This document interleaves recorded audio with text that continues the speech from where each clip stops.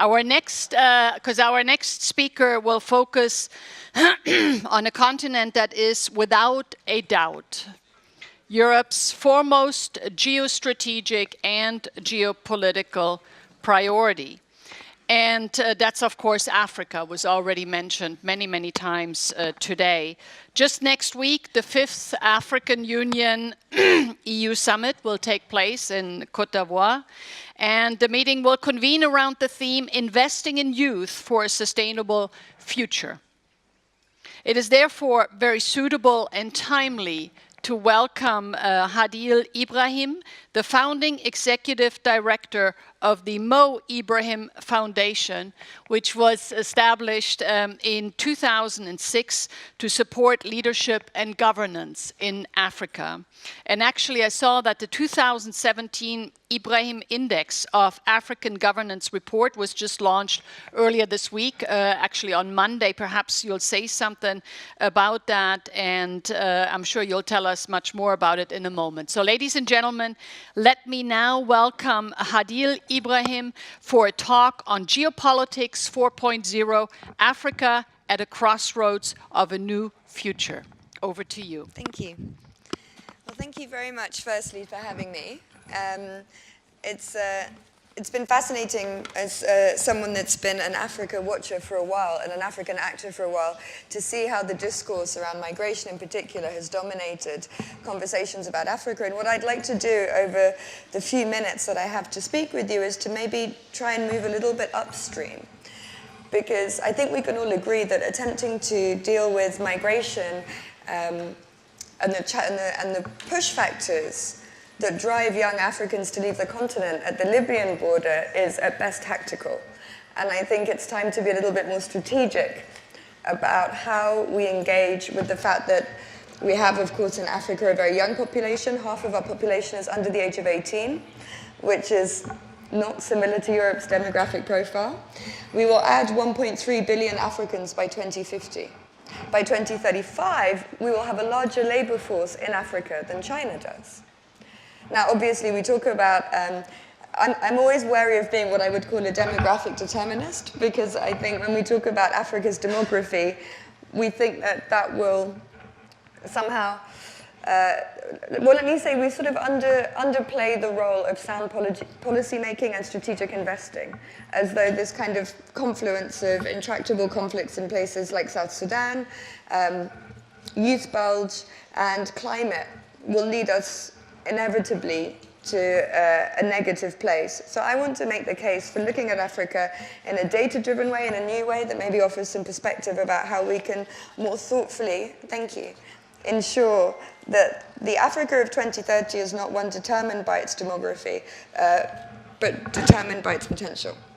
So, here we have some vulnerable communities in the Lake Chad Basin. Now, what I'm using, the graphics that you see are a geospatial data mapping that I, along with a group of other development actors, actually came together to invest in and build, partly because we don't have the sophistication of data science that we need in Africa.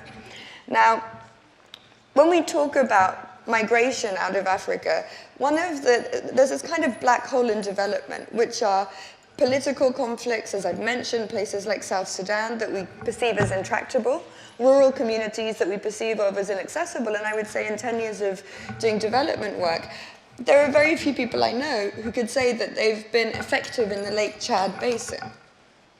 It's so far off many people's radars. These are not easy places to access. These are not easy places to do development. So this was an attempt, really, to take... Oh, thank you. So this was an attempt to take the AFDB's new, and I don't know if you know of this, the 10,000 Communities Project, which is an attempt over the next 1,000 days to reach 10,000 communities in Africa, the most poor, the most vulnerable, using a set of indicators around access to services, food insecurity, unemployment, and we can actually plot. You can see we've zoomed in on 2 communities, Kulum, population 1,500, Tundum Bahari in Borno State with 3,000. These are actual communities that meet all the criteria, that meet all the push factors that drive people to leave. Now, historically, this isn't how we've done development. We haven't actually gone out and identified the places that we know are not viable for young people to have a future in. We briefly spoke about the Ibrahim Index that was released this week, and overall there is still some good progress, but the 3 areas that have declined are education, the rural sector, and national security. These are push factors for young people to leave. We're making progress in some places, but we're not making progress in these areas. So the first point that I'd like to make is about having a real understanding of who are the people we're talking about, where do they live, and can we start to tailor development interventions to actually ensure that these are viable places to live. That's my first point. My second point that I would like to move to, which is this. This is a map of regional connectivity across Africa. So this was several hundred cities that were indexed against each other across a huge set of variables for how sticky they were. What you find are corridors, clusters, and hubs. So, for example, predictably in West Africa, all connectivity is to Lagos. And when we talk about connectivity, we're talking about GDP, population, but we're also talking about customs union, shared history, shared language, or a lack of push factors like distance and tariffs. What you find here, for example, Lagos sits at the center of a huge range of cities across the West African region, predictably. Nairobi and Dar es Salaam operate as twin hubs, but what you can effectively do is map regional economic communities onto this, which makes, again, the compelling case, and one that seems particularly apt sitting in Brussels, to say we have to adopt a regional integration approach to Africa. We have, as a continent, adopted a regional economic integration agenda. In principle, we should have free movement of goods, of trade, of capital across Africa. That hasn't happened, and that's a capacity issue. That's not a political issue. This is politically accepted and embraced across the continent. The fact of why only in the West, in ECOWAS, you can travel on one ECOWAS passport across borders and not in SADC and other reasons is largely to do with the actual capacity, the administrative capacity of these institutions. And that, to me, represents an amazing investment and an amazing area of focus. Sorry. I think what these graphics attempt to illustrate is an understanding of what connects Africans and what connects Africa. Moving away from a nation-state-driven analysis, which is really about what separates us. The potential here is to begin to plan investment, development, and policy making around the ways in which Africans are already talking to each other or already moving. And that doesn't necessarily mean within one country. So the next slide that I'd like to go to returns to the Lake Chad Basin. Now, what you're seeing here are communities in Chad, sort of towards the bottom right-hand corner, that are more connected to Maiduguri than they are to N'Djamena. So if we think back to the first slide, if we want over time this kind of hub-and-spoke connectivity web to broaden and deepen and encompass the whole continent, by which I mean physical infrastructure, by which I mean access to markets, access to services, there's the potential here to join those communities that we're finally, hopefully, going to be making interventions in at the local level, but except that maybe it makes more sense to connect some communities in Western Chad to Maiduguri. And actually, the whole strategy of how we approach rural communities doesn't necessarily have to come through a nation-state framing, because that's not how Africa works. So this is a small but token attempt, a token illustration for you today about trying to embrace a different way of operating on the continent in order that we can look at 2030 and say there's a coherent strategy based on who Africans are, how they operate, where they live, for taking a rural sector in decline. And it's worth mentioning that only 40% of Africans live in cities. That's less than any other continent. Now, we have the fastest rate of urbanization, but that 60% that don't live in cities has a larger economic footprint because 70% of Africans live off agriculture in one way or another. So to be able to successfully reach those rural, marginalized communities has huge value. Of course, recognizing the city hub and spoke infrastructure and layering analysis, investments, interventions on top of that has huge value. But then ensuring that they're connected provides us with a really straightforward strategy to get from here to 2030 and do what we've committed to do through the Agenda 2030 SDGs Paris commitment, which is ensure that nobody's left behind. So in summary, and I know there's a short conversation to follow, I hope that this serves to at least get beyond the headlines and get beyond the reticence to actually get our hands dirty in Africa in some sense. And so, because I think one of my concerns has been that I can point to huge swathes of the map that I don't think any of us know how to engage with. If anybody in this room thinks they have a credible Eritrea strategy, I'd love to hear it. It's not credible. And we love to focus on the things that are easier. We all love doing microfinance, and we all love working with women and young people in places that they're accessible. But the fact is, it is those more marginalized communities that we have to reach, that we don't know how to reach. And I think this is at least an attempt to locate them and figure out a way of moving forward. So maybe I'll leave I think that's my 10 minutes. That's my 10 minutes. Thank you so much. Thank you.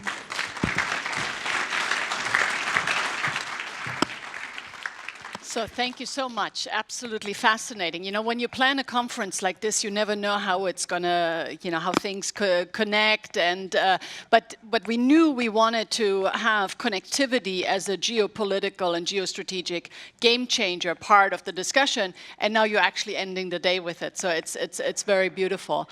And you know, maybe there's some questions here immediately in the room. I certainly have some of my own. Yes, please, Roland, and please introduce yourself.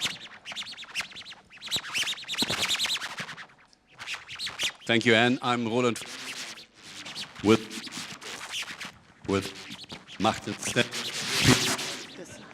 This must be KGB. You do look very suspicious, you know. Okay, I'll just Otherwise, you give her mic. continue talking. Maybe I need another mic. Yeah. Now it works. Okay, great.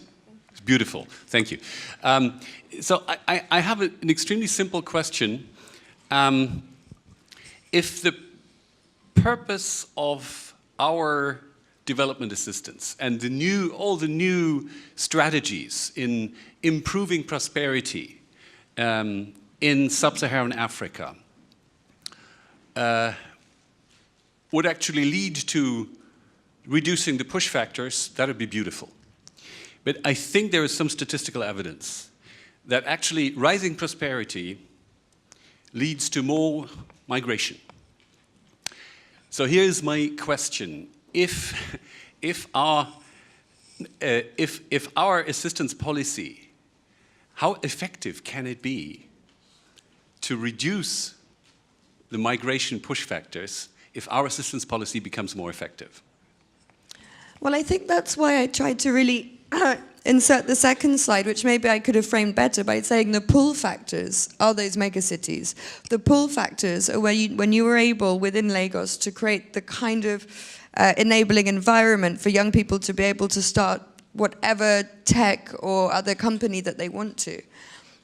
And it's true that we have seen a brain gain reversing to Africa, mainly at the elite level. I mean, I've certainly seen people of my generation who were educated abroad, maybe spent 10 years working in Wall Street, Silicon Valley. The majority have gone back to Africa because they perceive opportunity to be there. And that is an elite, but it's real. So my contention would be, and I think Silicon Savannah in Kenya is a fantastic cluster, but I do think those pull factors within Africa are incredibly important.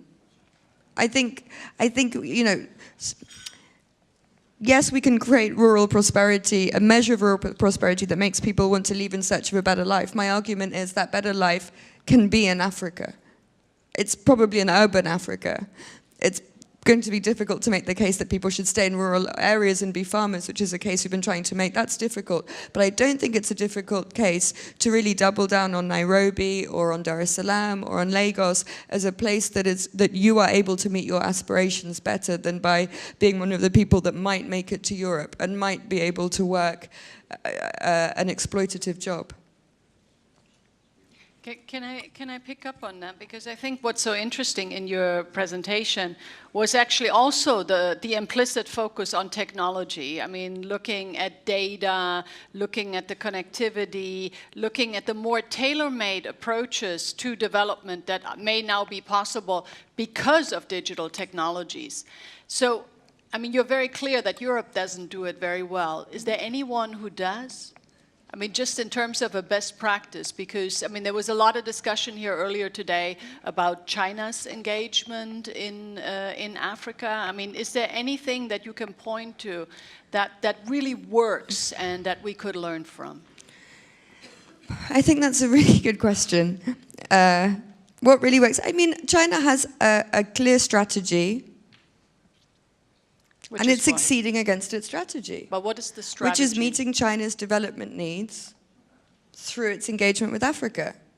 I mean, I don't think China or anyone else has ever gone into Africa with a wholly kind of altruistic approach.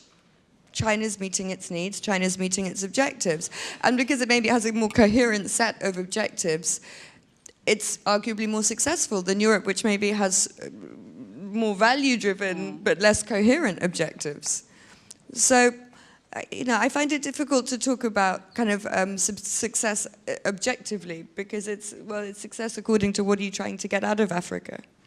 Well, it's the economic development because, I mean, if you look at sort of a lot of the discussion here today is around trends, you know, and trends in development policy. I'd just be interested in your perspective because, I mean, just I was talking to a Danish colleague recently who said they're trying to sort of bring it all together. You spoke about sort of the European tendency, we want to do good and, you know, we want to bring our values, but maybe that's not necessarily the way. I mean, I would just re-emphasize the regional integration agenda and I would re-emphasize the role of these regional bodies. We saw ECOWAS play an incredibly constructive role in resolving the crisis in Gambia. And there's no doubt that the position of SADC and the position of the AU meant that the transition, which did involve a military coup in Zimbabwe, also involved an impeachment process and a resignation. I mean, there's a degree of maturity that's happening. And I think regional institutions have been key to that. The EU has been a huge supporter of the African Union. That's true. But the fact that we still haven't got an AU standing force, which many of you will know this debate, that we should have a military standing force that's a rapid response to conflict, it's been impossible to fund an AU standing force. That, to me, is a strategic investment. That's exactly the sort of investment that Europe candidly should be making. Because we know you're going to have to pay for it at the border if you don't pay for it upstream. You've seen that viscerally recently. So I think regional institutions are working at the political level better than they ever have. And I think at the economic level, if we're able to drive this regional economic integration agenda, because we've been very clear, and certainly in our foundation we've been very clear, 54 African countries and 54 disconnected markets are just not viable in the world in which we're in today. We have to address the agenda. When you think that we will have a larger labor force than China's by 2035, when we think about an African market, suddenly we have relevance, suddenly we have scale, suddenly we have a different type of power on the world stage. So that really has to be our shift. And as Europe and Africa are more intertwined now, in some sense, than they've ever been, the experience of Europe's success on exactly that thing, if I was involved in European planning vis-a-vis Africa, I would just take a total regional markets, regional security strategy. I mean, the European Union won a Nobel Prize for recognizing this, for recognizing that there is a way to bring people together through markets and then creating political cohesion. And yet, that's not the experience you're exporting to Africa. That's and why not?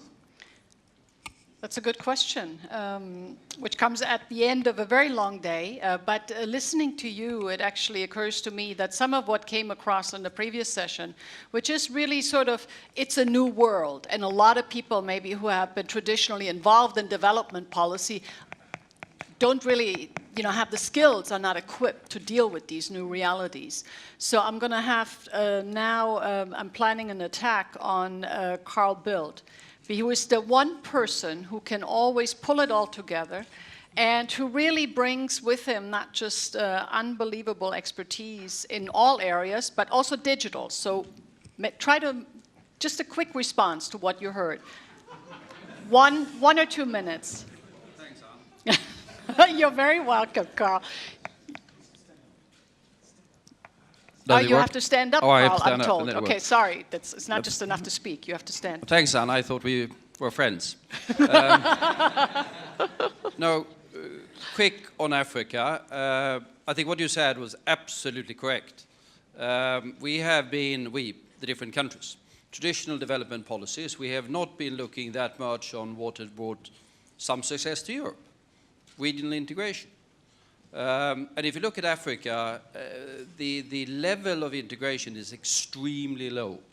And we know from our experience in our part of the world, in our other parts of the world, that you trade normally with your neighbors and then concentric circles. That doesn't work in Africa. I mean, if you look at sort of air traffic patterns in West Africa, for example, if you want to go from one capital to another, you normally have to connect via Paris. I'm exaggerating slightly for the sake of the argument. So that's the thing we need to correct. Africa has an enormous advantage, that it's starting from a very low level in terms of the new technologies.